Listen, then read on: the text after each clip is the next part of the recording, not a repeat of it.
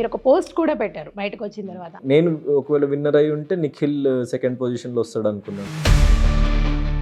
వేరే వాళ్ళ జోలికి వెళ్ళను, వేరే వాళ్ళతో పట్టించుకొని గోయింగ్ రాంగ్ అన్నప్పుడు నాలో ఉన్న ఒక రెబెల్ బయటికి వచ్చేస్తాడు. ఎక్కడ మాట్లాడాలో అక్కడ మాట్లాడడం, ఎక్కడ క్వశ్చన్ చేయాలో అక్కడ క్వశ్చన్ చేయడం. పవనిజంని ఏమన్నా తీసుకొద్దాం అనుకొని టవల్ వేసుకున్నారా? It's a common man's power. మనము అన్యాయం జరుగుతున్న దగ్గర నిలబడాలి, మనం న్యాయంగా పోరాడాలి. రామ్ చరణ్ గారు అన్నారు కదా మా అమ్మగారికి మీరు ఫేవరెట్ అని చెప్పేసి, ఇన్ కేస్ ఆమెను కలిసి ఛాన్స్ వస్తుంది. సురేఖమ్మ కూడా అసలు అంత మంచిగా నా గురించి చెప్పింది అంటే సీజన్ 7లో 8లో చేంజెస్ ఏమైనా కనిపించాయి మీకు? లాస్ట్ సీజన్లో ఇప్పుడు శివాజీ అన్న లైక్ చాలా కొన్ని తప్పులు జరిగినాయి నా వల్ల. వాళ్ళ నుంచి ఒక క్వశ్చన్ ఏంటంటే, అప్పుడు వెళ్ళిపోవాల్సిన వ్యక్తి ఒక కార్డ్ యూస్ చేయడం వల్ల మళ్ళీ ఉండి ఇంతవరకు వచ్చారు. నేను ఎక్కడి నుంచి వచ్చినో నాకు తెలుసు, నా రూట్స్ తెలుసు. టాప్ 5లో ఉన్నారు కదా, ఈ టాప్ 5లో మీరు ఉన్న వ్యక్తులలో మీరు అందరూ కరెక్ట్ అని నమ్ముతున్నారా? సో విరాట్ కోహ్లీ ఒకసారి ఒక మాట అన్నారని, నీకు 1% ఛాన్స్ దొరికితే లైఫ్లో. లాస్ట్ మినిట్లో అలా నిఖిల్ అని చెప్పగానే మీ ఫీలింగ్ ఎలా ఉండింది? ఫినాలే అయిపోగానే సమ్ కర్ఫ్యూ విధించి ఇది రిజల్ట్ ఇలా జరిగింది, సంథింగ్ ఏదైనా గొడవ జరుగుతుందని వాళ్ళకి అనిపించి కంటెస్టెంట్స్ని టాప్ 5 ఎవరిని ఆ రోజు నైట్ వదలకుండా. హాయ్ హలో నమస్తే, welcome to N media entertainments. ఇవాళ మనతో పాటు ఒక స్పెషల్ గెస్ట్ ఉన్నారు. తన ఆటతో, తన మాటతో, తన బిహేవియర్తో, తన అందంతో, తను బిహేవ్ చేసే విధానంగా అయితే అమ్మాయిలు కానీ అమ్మలు కానీ అందరూ అడిక్ట్ అయిపోయారనమాట. సో జనాలందరి మనసులో ఒక విన్నర్గా నిలిచిన వ్యక్తి Gautam. So big boss season 8లో రన్నర్ అయినప్పటికీ జనాల మధ్యలో మాత్రం ఆయన ఎప్పటికీ విన్నరే. సో గౌతమ్ మనతో పాటు ఉన్నారు. బోలెడని విషయాలు గౌతమ్ని అడిగి, తననే అడిగి చాలా విషయాలు తెలుసుకుందాం. మనం ఇంకెందుకు ఆలస్యం, వెంటనే గౌతమ్తో మాట్లాడిద్దాం. హలో గౌతమ్ గారు, నమస్తే. ఎస్, ఎలా ఉన్నారు? చాలా బాగున్నా. చాలా చాలా బాగున్నారు, చాలా అందంగా ఉన్నారు. ఎప్పుడు అంటే మిమ్మల్ని చూస్తే ఒకటి ఏమనిపిస్తూ ఉండదండి, ఇంత డిసిప్లైన్గా, ఇంత చక్కగా ఎలా మెయింటైన్ చేస్తారు, ఎలా ఉండగలుగుతారు అని. అంటే చాలామంది చెప్తూ ఉంటారు కదా, హౌస్లోకి వెళ్తే వాళ్ళ రియల్ క్యారెక్టర్స్ బయటకు వస్తాయి అని చెప్పేసి. బయట చూసినా అలానే ఉంటున్నారు, హౌస్లో చూసినా అలానే ఉంటున్నారు. ఇది మెయింటైన్ చేయడం అని చెప్పాలా, లేకపోతే మీరు బాగానే ఇలా నా అనిపిస్తుంది? యాక్చువల్లీ అంటే ఇట్లానే ఉంటా, సో అదే కంటిన్యూ చేసిన అంతే. అంటే ఇంత ఎలా చెప్పాలో కూడా నాకు రావట్లేదు. వర్ణించడం సటిల్డ్గా చాలా చక్కగా, ఎక్కడ మాట్లాడాలో అక్కడ మాట్లాడడం, ఎక్కడ క్వశ్చన్ చేయాలో అక్కడ క్వశ్చన్ చేయడము, ఇవన్నీ కూడా ఉన్నాయి కదా. మీరు ఒక పోస్ట్ కూడా పెట్టారు బయటకు వచ్చిన తర్వాత, మా అమ్మ నాన్న నేర్పించిన సంస్కారం ఇవాళ నేను ఇలా ఉన్నాను అని చెప్పేసి. సో ఎలా ఉండేవారు అని, మీకు ఏం నేర్పించారు? సో అంటే లైఫ్లో ఏది నేర్చుకున్నా అమ్మ నాన్న త్రూనే నేర్చుకున్నా. సో మమ్మీ టీచర్ అనమాట, school teacher. Daddy government service నుండి రిటైర్ అయ్యారు. So completely educational background family. So వాళ్ళు చిన్నప్పటి నుంచి ఎథిక్స్ అండ్ మోరల్స్ అండ్ వాల్యూస్కి ఎక్కువ ఇంపార్టెన్స్ ఇచ్చే ఒక మిడిల్ క్లాస్ ఫ్యామిలీ అనమాట. సో డబ్బు కన్నా లేకుంటే ఇంకా వేరే విషయాల కన్నా ఎక్కువ మోరల్స్ అండ్ ఎథిక్స్కే వాల్యూ ఇచ్చే ఫ్యామిలీ.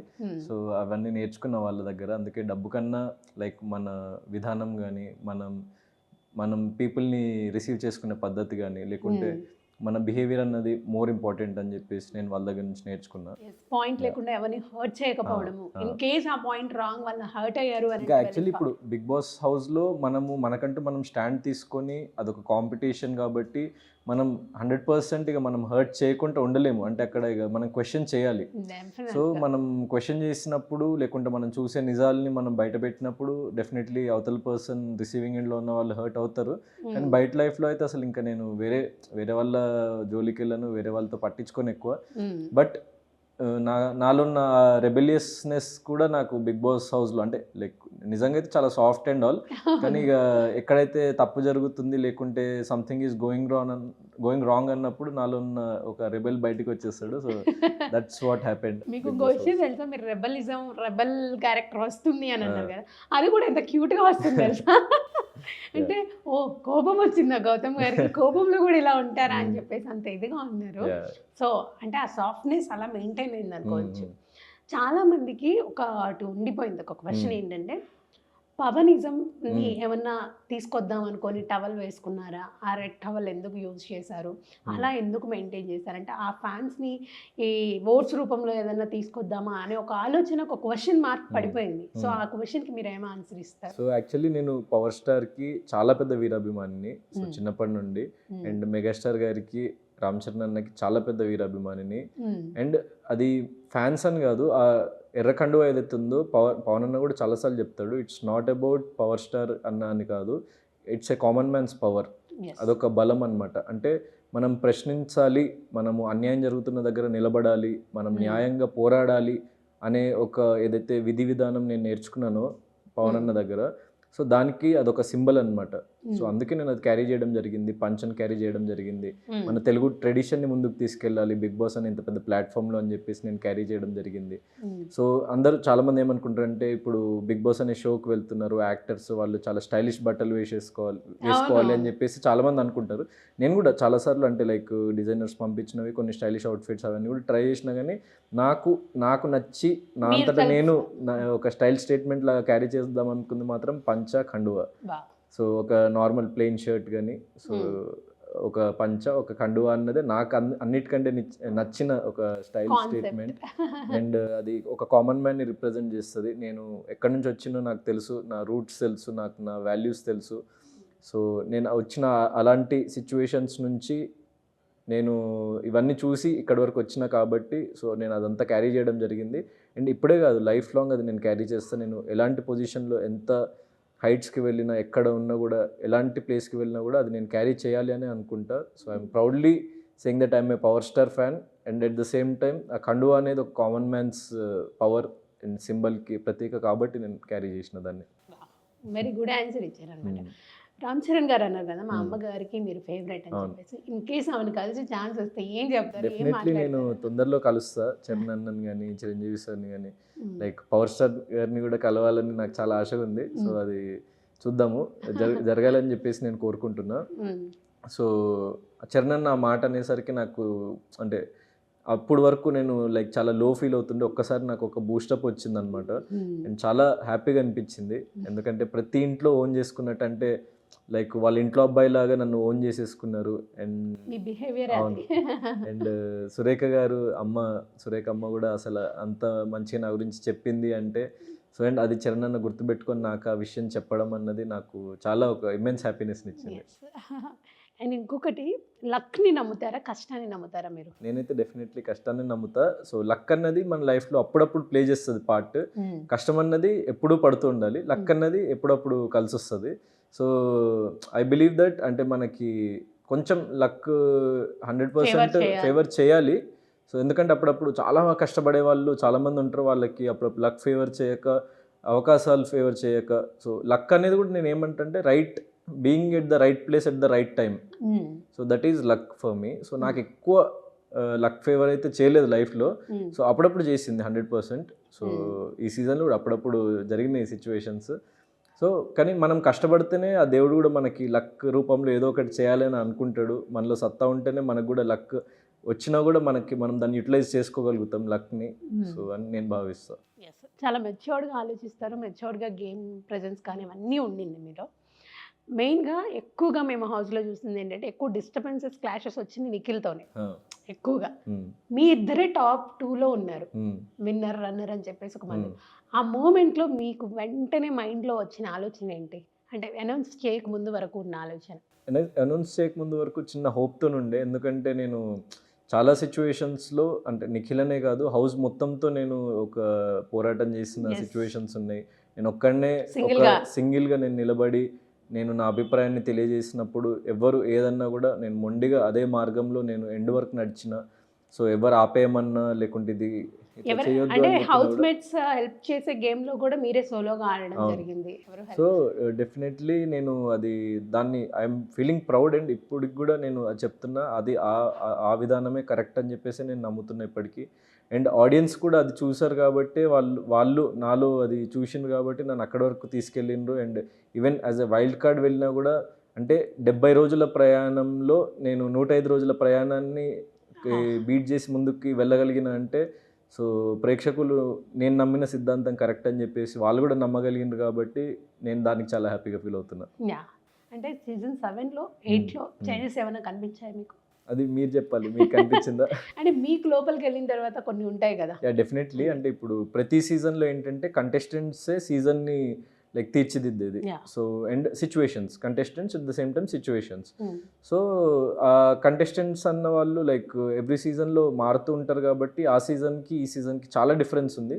సో మెయిన్ డిఫరెన్స్ ఏంటంటే లాస్ట్ సీజన్లో ఇప్పుడు శివాజీ అన్న లైక్ చాలా ఎక్స్పీరియన్స్డ్ అండ్ ఏజ్లో పెద్దవారు. సో అక్కడ ఉన్న వైబ్ అండ్ సిచ్యువేషన్స్ వేరేలాగా ఉండే లాస్ట్ ఇయర్.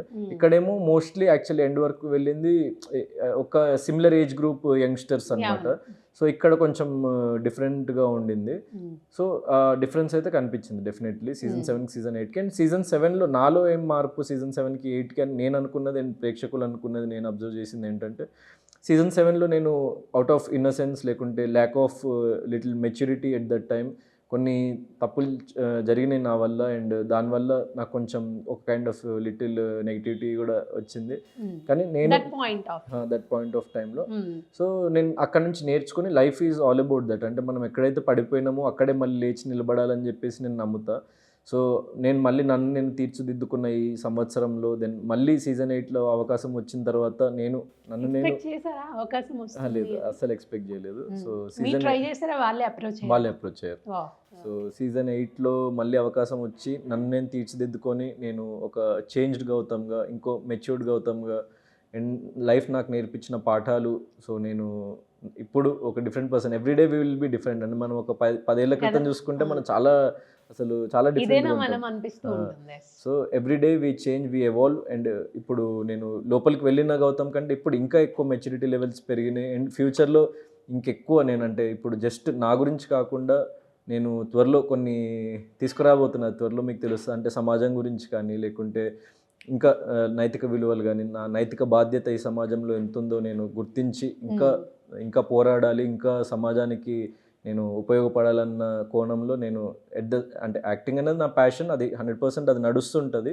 కానీ వ్యక్తిగతంగా నేను ఈ సమాజానికి ఏం చేయగలుగుతా, ఎలా ఉపయోగపడగలుగుతా, నా వల్ల పీపుల్ని లైక్ ఎలా నేను వాళ్ళకి నేను సహాయం చేయగలుగుతా అన్నది నేను ఆ కోణంలో కూడా ఆలోచిస్తూ కొన్నిటితో రాబోతున్నాను త్వరలో. మేము న్యూ ఇయర్ రిజల్యూషన్స్. అండ్ అలాగే ఆఫ్టర్ అనౌన్స్మెంట్ రన్నర్ అని చెప్పేసి గౌతమ్ వచ్చేసారు, విన్నర్ అని నిఖిల్ వచ్చేసారు. అంటే అప్పటి వరకు మీరే కాదు, మీ ఫ్యాన్స్ కావచ్చు అందరం కూడా వెయిట్ చేస్తూ ఉన్నాం విన్నర్ గౌతమ్ అవుతాడేమో అని చెప్పేసి. ఆ లాస్ట్ మినిట్లో అలా నిఖిల్ అని చెప్పగానే అఫ్కోర్స్ అందరూ చూసిన వాళ్ళు భయపడి బాధపడుతూ ఉంటారు. బట్ మీ ఫీలింగ్ ఎలా ఉండింది? ఇప్పటికి అది క్యారీ అవుతుందా? ఏమన్నా మిమ్మల్ని మీరు సెల్ఫ్ మోటివేట్ చేసుకొని ముందుకు వెళ్తున్నారా? లేదు, అంటే ఫస్ట్ ఒక హాఫ్ అన్ అవర్ కొంచెం నేను లో ఫీల్ అయ్యాను. ఎందుకంటే చివరి క్షణం వరకు మనం వచ్చి అక్కడ కప్పెత్తలేకపోయామన్న చిన్న బాధ నాకు ఉండింది పర్సనల్లీ. దాని తర్వాత వెంటనే అమ్మ నాన్నని చూసి లేదు వాళ్ళకి నేను భరోసా ఇవ్వాలి అండ్ నన్ను చూసి వాళ్ళు ఇంకెక్కువ బాధపడతారు నేను లో అయిపోతే అని చెప్పేసి నన్ను నేను వెంటనే లైక్ గెట్ బ్యాక్ చేసుకున్నా. దాని తర్వాత ఇంకో బాధ ఏంటంటే అరే నన్ను ఆదరించి నన్ను ప్రేక్షకులు ఇంత దూరం తీసుకొచ్చారు ప్రేమించి, వాళ్ళకి ఏదైనా అసంతృప్తిని మిగిల్చానా అన్న చిన్న ఒక డిసప్పాయింట్మెంట్ ఉండే. తర్వాత మాకు అదే రోజు ఫినాలే అయిపోగానే సమ్ కర్ఫ్యూ విధించి మాకు ఫోన్లు ఇవ్వలేదు. అండ్ ఇది రిజల్ట్ ఇలా జరిగింది అని వాళ్ళకి తెలుసు కాబట్టి సంథింగ్ ఏదైనా గొడవ జరుగుతుందని వాళ్ళకి అనిపించి కంటెస్టెంట్స్ని టాప్ 5 ఎవరిని ఆ రోజు నైట్ వదలకుండా వాళ్ళని సో నైట్ మమ్మల్ని బయటికి పంపించకుండా అంటే వేరే దగ్గరికి షిఫ్ట్ చేశారు, హోటల్ రూమ్కి షిఫ్ట్ చేసి. సో తెలియకుండా ఫోన్స్ అవేం లేకుండా ఫ్యామిలీని కలవనివ్వకుండా సీక్రెట్గా తీసుకెళ్ళి సో నెక్స్ట్ డే మార్నింగ్ మళ్ళీ మాకు డ్రాప్ చేయడం జరిగింది. సో నెక్స్ట్ డే మార్నింగ్ నేను యాక్చువల్లీ ఆ హోటల్ రూమ్లో ఉన్నప్పుడే టీవీ ఉండే అక్కడ. సో టీవీ ఓపెన్ చేసి యూట్యూబ్ ఓపెన్ చేసి చూస్తుంటే అక్కడ నాకు ఒక కైండ్ ఆఫ్ పాజిటివ్ సైన్ కనిపించింది నా వైపు. దాని తర్వాత బయటికి వచ్చి రాగానే సోషల్ మీడియా మొత్తం కానీ లేకుంటే మీడియా మెయిన్ స్ట్రీమ్ మీడియా కానీ లేకుంటే జనరల్ ఆడియన్స్ కానీ జనరల్ పబ్లిక్ కానీ ప్రతి ఒక్కళ్ళు అంటే నాకు సపోర్ట్ చేసి నాకు ఫ్యాన్స్ వాళ్ళు కాకుండా ఒక general audience general public and ఒక మెయిన్ స్ట్రీమ్ మీడియా ఒక కోడై కూసింది అనమాట. అంటే you are the real winner Gautam అని చెప్పేసి, సో నువ్వే అవ్వాల్సిన వాడివి అని చెప్పేసి. సో దానికి నేను చాలా సంతోషంగా ఫీల్ అయినా. అండ్ దానికి నేను ప్రతి ఒక్క ప్రేక్షకుడికి అంటే నేను నమ్మిన సిద్ధాంతం మీద నడిచి ఒక ఒంటరి పోరాటం ఏదైతే చేసినో అది మీరు అది కరెక్ట్ అని నమ్మి నన్ను అంత గుండెల్లో పెట్టుకున్నారు కాబట్టి నేను ఎప్పటికీ వాళ్ళకి రుణపడి ఉంటాను. 100% ఒంటరి పోరాటం అని ఖచ్చితంగా చెప్పవచ్చు మీ విషయంలో. ఎందుకంటే ఆల్రెడీ సీజన్ 7లో మీరు ఉన్నారు. అవును. వాళ్ళు మీ కో కంటెస్టెంట్స్ చాలా మంది ఉన్నారు. మీరు బయటకు వచ్చాక చాలా ఫ్రెండ్లీగా ఉన్న కంటెస్టెంట్స్ ఉన్నారు. నేమ్స్ చెప్పాలనుకోవట్లేదు, బట్ వాళ్ళ సపోర్ట్ కూడా మీకు బయట నుంచి ఒక సోషల్ మీడియాలో కానీ ఒక పోస్ట్ చేయడం కానీ అలాంటివి ఏవీ జరగలేదు. అది ఎందుకు అనేది వాళ్ళ పర్సనల్ ఫీలింగ్ అయినప్పటికీ ఇంత సోలోగా మీరు కష్టపడుతుంటే ఎందుకు సపోర్ట్ చేయలేకపోయారు అనుకున్నాం. బయటకు వచ్చాక మీకు అనిపించిందా? పర్లేదు అంటే లైక్ నేను లోపల ఉన్నట్టే చేసేవాళ్ళు చేస్తారని నమ్ముతా, చేయను అంటే వాళ్ళని కూడా నేను చేయాలని ఎక్కడ ఎక్స్పెక్టేషన్స్ పెట్టుకోను. కానీ నాకు లైక్ చేయని వాళ్ళ ఇష్టం, ఇక అది it's there personal choice. So నాకు దాంట్లో ఇబ్బంది ఏం లేదు. కానీ లైక్ నాకు తెలియని వాళ్ళు చాలా మంది అంటే లైక్ సావిత్రి గారు, సో లైక్ శివజ్యోతి గారు అండ్ ఇంకా చాలా మంది పీపుల్ నాకు వాళ్ళు ఎవరో పర్సనల్గా తెలియదు. నేను ఎప్పుడు మాట్లాడలేదు వాళ్ళతోని. వాళ్ళంతటా వాళ్ళు వచ్చి సపోర్ట్ తెలియజేశారు. And Akhil Sarthak big boss హౌస్లోకి వచ్చినప్పుడు ఒక ఎలిమినేట్ వెళ్ళిపోతాడు అనుకున్న కంటెస్టెంట్ ఈరోజు హీరో అయింది అని చెప్పేసి అన్నాడు. Then Punarnavi, so she supported me హౌస్లోకి వచ్చినప్పుడు, కానీ అప్పుడు నాకు అర్థమైంది. సో వాళ్ళందరూ అంటే లైక్ చాలా మంది ఒక బూస్టప్ ఇచ్చిండ్రు. అంటే నాకు తెలియని వ్యక్తులు కూడా నాకు చాలా సపోర్టివ్గా మాట్లాడారు. సో దానికి నేను చాలా చాలా హ్యాపీగా లైక్ ఫీల్ అయినా. అండ్ ఇంకోటి ఏంటంటే గౌతమ్ డ్రీమ్ ఏంటి అంటే ఇప్పుడు యాక్టర్ అవ్వాలన్న ఒక ఆలోచనతో మీరు ఇండస్ట్రీకి వచ్చారు.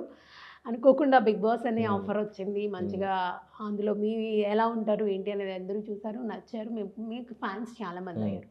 సోలో బాయ్తో కూడా ముందుకు వచ్చారు. ఆ మూవీ గురించి ఒక మాట్లాడుకుంటే మీ డ్రీమ్ ఏంటి అసలు? ఒక ఉంటుంది కదా ప్రతి ఒక్కరికి ఒక డ్రీమ్ ప్రాజెక్ట్ అనేది ఉంటుంది.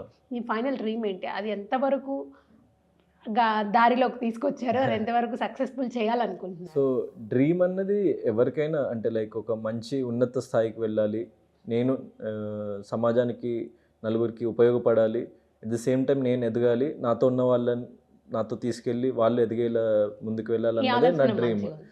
సో నేను అదే దిశగా ప్రయాణిస్తూ ఉన్నా. And success is not like success అనేది ఒక రోజులో రాదు. సో చాలా సంవత్సరాల కృషి ఉంటుంది ప్రతి ఒక్కరి లైఫ్లో. సో దాంట్లో నాకు చిరంజీవి అన్నయ్య చాలా ఇన్స్పిరేషన్. ఎందుకంటే ఆయన ఏది లేని ఒక స్థాయి నుంచి ఇప్పుడు తెలుగు ఇండస్ట్రీకే ఒక like biggest super star of Telugu industry, not only Telugu industry, India మొత్తం గర్వించే ఒక పర్సనాలిటీ. సో ఆయన నుంచి నేను చాలా ఇన్స్పిరేషన్ డ్రా చేస్తాను ఈ విషయంలో. నేను 100% నేను ప్రతి ఒక్క క్షణం ప్రయత్నిస్తూ నా శాయశక్తిలో ఎంత దూరం ప్రయాణించగలుగుతాను అంత దూరం ఎప్పుడు గివప్ ఇవ్వకుండా ముందుకు వెళ్తూ ఉండాలి. ప్రతి సంవత్సరం ప్రోగ్రెస్ చేస్తూ ముందుకు వెళ్ళాలి, సినిమాలతో ముందుకు రావాలి. అట్ ది సేమ్ టైం మీకు ఇప్పుడు చెప్పినట్టు నాకు ఈ సమాజం పట్ల ఏదో ఒకటి చేయాలన్న భావన నాలో ఉంది 100%. అండ్ చాలా తొందరలో నేను అది రాబోతున్న కొన్ని రిజల్యూషన్స్తోని. సో నలుగురికి ఉపయోగపడాలి అని. ఎందుకంటే నా చేతిలో లైక్ నాకేం ఇది 1000 కోట్ల ఆస్తి లేదు అండ్ నాకు అంత లైక్ ఏదో బ్యాక్గ్రౌండ్ లేదు. సో నా శాయశక్తులో నేను చేయగలిగినంత నేను చేస్తా. సో చాలామంది ఎక్స్పెక్ట్ చేస్తారంటే ఇది చేయాలి మా కోసం అని. కానీ ఇప్పుడు నా చేతిలో ఉన్నంత డబ్బే నేను ఖర్చు పెట్టగలుగుతా, నా దగ్గర ఉన్నన్ని రిసోర్సెస్ని నేను స్పెండ్ చేయగలుగుతా. కాబట్టి సో అది స్టెప్ బై స్టెప్ నేను ముందుకు తీసుకెళ్ళి నేను ఎదిగే కొద్దీ సో ఒక పార్ట్ ఆఫ్ మై లైఫ్, ఒక part of my income, so I want to spend on people and I want to good వేలో జనాలకి నిజంగా అవసరం ఉన్న వ్యక్తులకి ఉపయోగపడాలని చెప్పేసి నేను చేస్తున్నా. అండ్ న్యూ ఇయర్ నుంచి అది మీకు తెలుస్తుంది ఏంటి అన్నది. We're waiting. అండ్ ఇంకొక క్వశ్చన్ కూడా ఉంది పబ్లిక్కి. అంటే కొంతమందికి అంటే అఫ్కోర్స్ ఒక పెద్ద ప్లాట్ఫామ్లో ఉన్నాము అని అంటే ఒక నెగిటివిటీ ఉంటుంది, పాజిటివిటీ రెండు ఉంటాయి. పాజిటివ్గా రెస్పాండ్ అయ్యే వాళ్ళు 90% ఉంటే 10% నెగిటివ్గా ఉండేవాళ్ళు. వాళ్ళ నుంచి ఒక క్వశ్చన్ ఏంటంటే అప్పుడు వెళ్ళిపోవాల్సిన వ్యక్తి ఒక కార్డ్ యూజ్ చేయడం వల్ల మళ్ళీ ఉండి ఇంతవరకు వచ్చారు. ఆ రోజు అది యూజ్ చేయకపోయింటే గౌతమ్ బయట ఉండేవారు, అప్పుడు ఏం చేసేవారు అనే ఒక క్వశ్చన్ మాకు కామెంట్స్లో అక్కడక్కడ తెలుస్తుంది. అంటే గేమ్లో ఇప్పుడు మళ్ళీ మీరు రెడ్ బకెట్ సో ఎలిమినేట్ అవ్వాల్సిన పర్సన్ ఇలా వచ్చేసారు, అలా రావడం వల్లే ఇప్పుడు ఈ సెకండ్ రన్నర్గా నిలిచారు గౌతమ్. అది ఎంతవరకు కరెక్ట్ అని చెప్పేసి క్వశ్చన్ చేస్తున్నారు. సో దానికి ఆన్సర్ ఏమి? అంటే లైక్ మొన్న బజ్ ఇంటర్వ్యూలో ఒక మాట వినిపించింది, అంటే చెప్పారు. సో విరాట్ కోహ్లీ ఒకసారి ఒక మాట అన్నారని, అంటే నీకు 1% ఛాన్స్ దొరికితే లైఫ్లో పక్కన 2 సున్నాలు యాడ్ చేసి దాన్ని 100% చేసుకో అని చెప్పేసి. సో ఆయన చెప్పిన విషయాన్ని నేను అదే చేసిన. అంటే ఎప్పుడైనా లక్ అన్నది మనకి ఇప్పుడు ఆ వారం నేను సేవ్ అవ్వగలిగిన, నిజంగా నేను దాన్ని యూటిలైజ్ చేసుకోకుండా, లేకుంటే గేమ్ ఆడకుండా, లేకుంటే నేను నా 100% ఇవ్వకుండా, లేకుంటే నేను ఆ స్టాండ్ తీసుకోకుండా, నేను ఆ పోరాటం చేయకుండా ఉండుంటే నెక్స్ట్ వీక్ అయినా బయటకు వచ్చేసేవాడిని కదా. సో తర్వాత ప్రతి వీక్ నన్ను నామినేట్ చేశారు, ఐదుగురు నామినేట్ చేశారు నన్ను. వాళ్ళు అనుకొని లైక్ గ్రూప్ అప్ అయి నామినేట్ చేశారు. ప్రతి ఒక్కరు నాకు అగెయిన్స్ట్గా నిలబడ్డారు. ప్రతి నామినేషన్లో నేనున్న ఆల్మోస్ట్ ఎండ్ వరకు. కానీ ప్రతి వారం నేను ఆడియన్స్ ఓటింగ్ ప్రకారం నాకు టికెట్ టు ఫినాలే దొరకలేదు. దాని తర్వాత నాకు ఓట్ అపీల్ చేసే అవకాశం దొరకలేదు.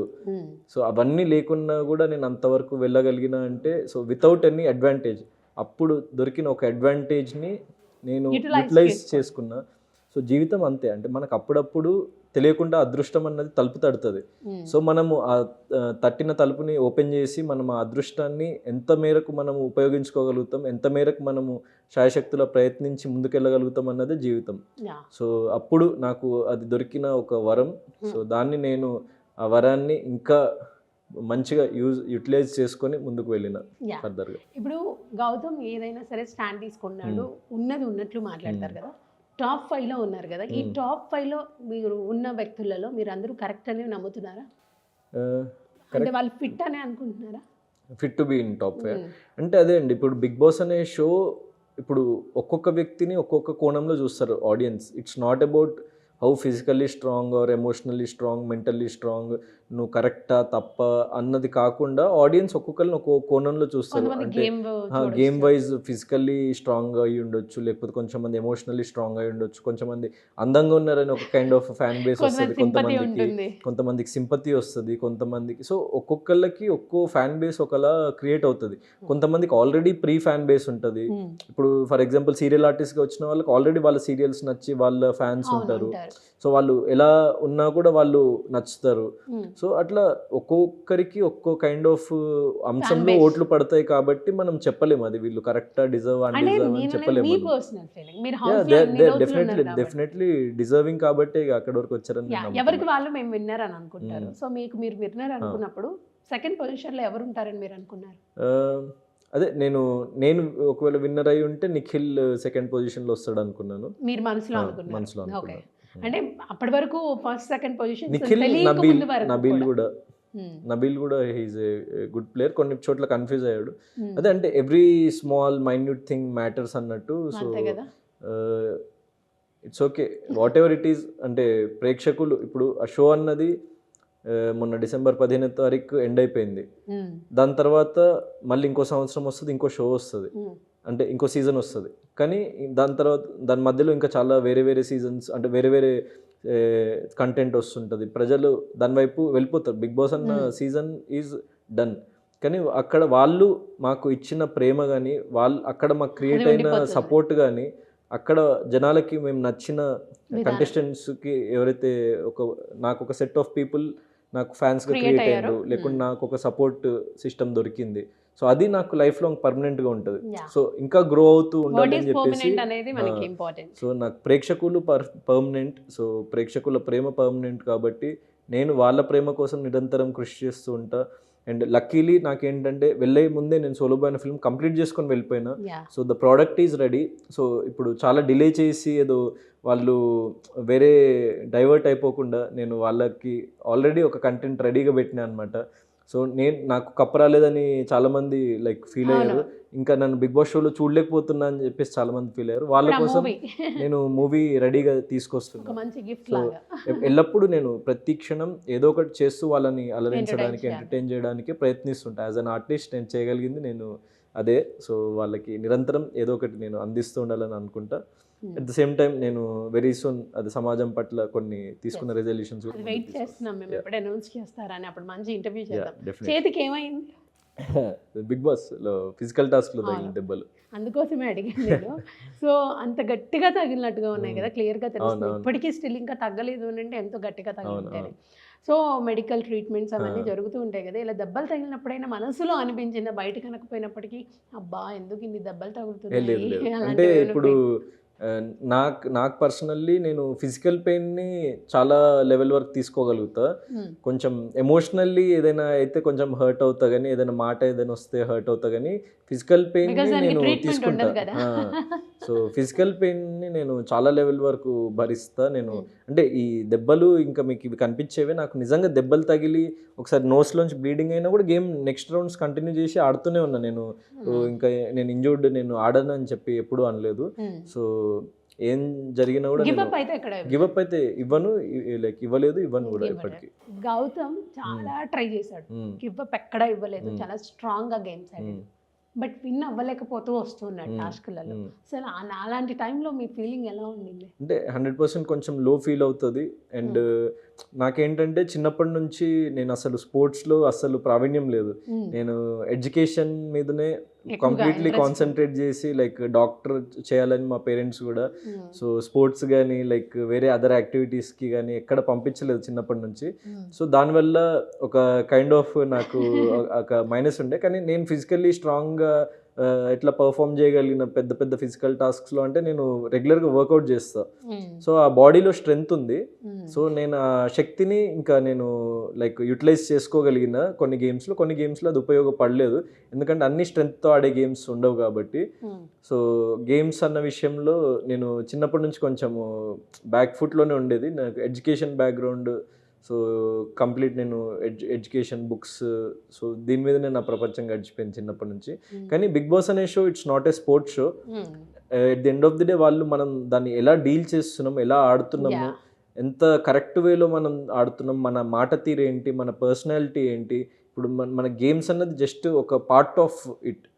సో, కానీ మోర్ దెన్ ఎనీథింగ్ ఒక 70% చూసేది మన పర్సనాలిటీనే. ఎగ్జాక్ట్‌లీ. ఆ ఎందుకంటే ఫ్రస్ట్రేషన్‌లో మనం బయటకొచ్చే ఇప్పుడు బిహేవియరే కదా! ఫిజికల్లీ స్ట్రాంగ్‌గా ఉండి లేకుంటే ఎక్స్‌ట్రార్డినరీగా గేమ్స్ ఆడిన చాలామంది చాలా సీజన్స్‌లో విన్నర్ అవ్వలేదు. వెనక్కి వెళ్ళిపోయిన వాళ్ళు చాలామంది ఉన్నారు. హ్మ్. సో, అండ్ నాకంటే ముందు ఎలిమినేట్ అయిపోయిన వాళ్ళు లాస్ట్ సీజన్‌లో ఉన్నారు. ఈ సీజన్‌లో కూడా ఉన్నారు. చాలా మంచి మంచి ఉన్నారు. గేమ్స్ ఆడేవాళ్ళు. So, it's not the point for me. Big boss అన్నది ఒక personality show more than anything. Yeah! Game show కాకుండా అవును. ఒక పర్సనాలిటీ షో. హ్మ్.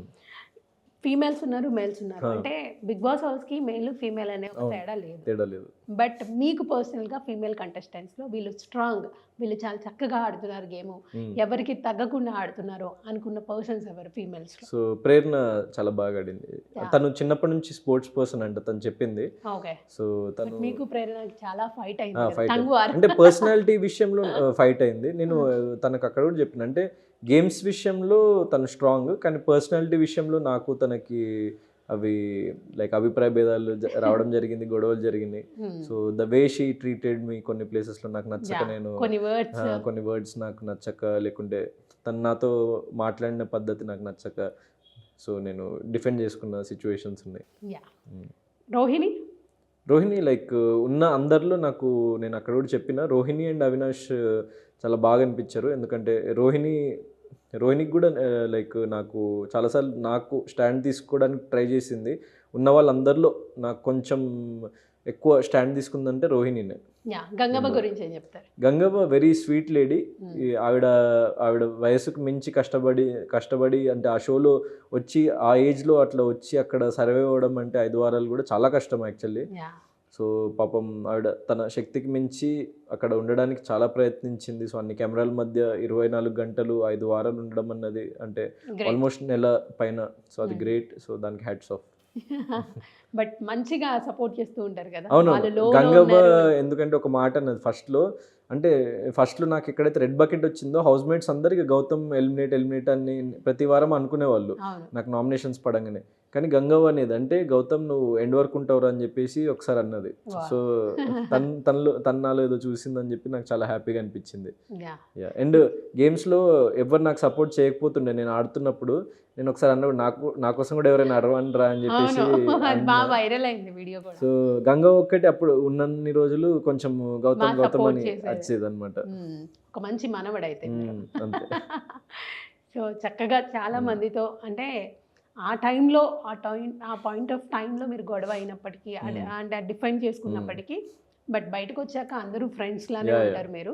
బట్ ఒకటి చెప్పాల్సింది ఏంటంటే ఆడియన్స్కి అందరూ కలిసి ఉండండి అని చెప్పేసి మీ నోటి నుంచి మేము వినాలనుకుంటున్నాం. సో ప్రతి ఒక్క ప్రేక్షకుడికి మా మా మధ్య ఎలాంటి విభేదాలు ఉన్నా ఏమున్నా అది గేమ్లోనే. సో నేను నచ్చిన వాళ్ళు, నాకు సపోర్ట్ చేసిన వాళ్ళకి రియల్లీ థ్యాంక్ యూ. సో మిగతా అందరూ కూడా అందరం లైక్ కలిసే ఉంటాం. మీరు కూడా గొడవలు పడకండి, పెట్టుకోకండి. సో మీరు హ్యాపీగా ఉండండి. మీరు హ్యాపీగా ఉంటే లైఫ్ లాంగ్ మేము కూడా హ్యాపీగా ఉంటాము. అండ్ ముఖ్యంగా నాకు సపోర్ట్ చేసి ఇంత దూరం తీసుకొచ్చిన ప్రతి ఒక్క ప్రేక్షకుడికి నేను జీవితాంతం మీకు రుణపడి ఉంటా. అండ్ నా ప్రతి అడుగు మిమ్మల్ని నేను సంతోషపెట్టడానికి, మిమ్మల్ని అలరించడానికి నేను గడుపుతా అని చెప్పేసి చెప్తున్నా. అండ్ ప్రపంచవ్యాప్తంగా ఉన్న తెలుగు వాళ్ళందరికీ నా పాదాభివందనాలు. ఎందుకంటే మీరు నా కోసం ఒక పోరాటమే చేశారు. అండ్ నన్ను లైక్ స్వతహాగా నన్ను మీ ఇంటి బిడ్డలా భావించి గుండెల్లో పెట్టుకున్నందుకు లైక్ మీకు పాదాభివందనాలు. మరి ట్రోల్ చేసిన వాళ్ళకి ఏం చెప్తారు? ట్రోలింగ్ యాక్చువల్లీ ఈసారి ఎక్కువ జరగలేదు. అది జస్ట్ చిన్నవైనా సరే ట్రోల్స్ అయితే కొంచెం అంటే గట్టిగా తీసుకెళ్లాలని ట్రై చేశారు కానీ ఫ్యాన్ బేస్ ఎక్కువ ఉండడం వల్ల అది కొంచెం పక్కకి వెళ్ళిపోయిందని చెప్పుకోవచ్చు. అంటే ఒకళ్ళిద్దరు రివ్యూవర్స్ కావాలని ఇంకా వాళ్ళు డబ్బులు తీసుకున్నారో లేకపోతే ఏం చేశారో కూడా నాకు తెలియదు. సో సరే వాట్ ఎవర్ ఇట్ ఈస్, వాళ్ళకి నేను నచ్చకనో లేకపోతే వాళ్ళు కావాలని చేశారు. నాకు కొన్ని విషయాల్లో అది కావాలని చేసినట్టే అనిపించింది. అండ్ అది ప్రేక్షకులకు కూడా అది అర్థమైపోయింది. సో అది ఇక వాళ్ళు చేయడానికి ట్రై చేసినా కూడా అది నాకు పాజిటివే అయింది. వాళ్ళు ఎంత నెగిటివ్గా చేయడానికి ట్రై చేసినా కూడా. ఎందుకంటే ఇప్పుడు నిజంగా ఏం లేని చోట వాళ్ళు ఏదో క్రియేట్ చేసి ప్రతి చిన్నదాన్ని లైక్ వాళ్ళు ఎత్తి చూపిస్తున్నప్పుడు పెద్దగా కావాలని చూపించడానికి ట్రై చేస్తే సో వాళ్ళే ఫూల్స్ అవుతారు. సో అదే జరిగింది ఈ విషయంలో. But thank you so much Gautam గారు. అంటే ఇలాగే ఎప్పుడు స్వీట్గా ఉండండి, చక్కగా అందరినీ ఎంటర్టైన్ చేయండి. మంచి మంచి మూవీస్తో ఒక పెద్ద హీరోగా మీరు మా ముందుకు రావాలని చెప్పి మనస్ఫూర్తిగా కోరుకుంటున్నాం. Thank you so much and all the best. Thank you. So new year resolutions కోసం వెయిటింగ్. ఆ రోజు మళ్ళీ మాట్లాడదాం. Thank you and all the best. Thank you. So చూసారు కదా, గౌతమ్ అందరి ప్రేమను పొంది ఒక విన్నర్గా నిలిచాడు. మరిన్ని ఇంటర్వ్యూస్తో మళ్ళీ మీ ముందుకు వస్తున్నాం. Until then keep watching. This is Anusha signing off. Bye by.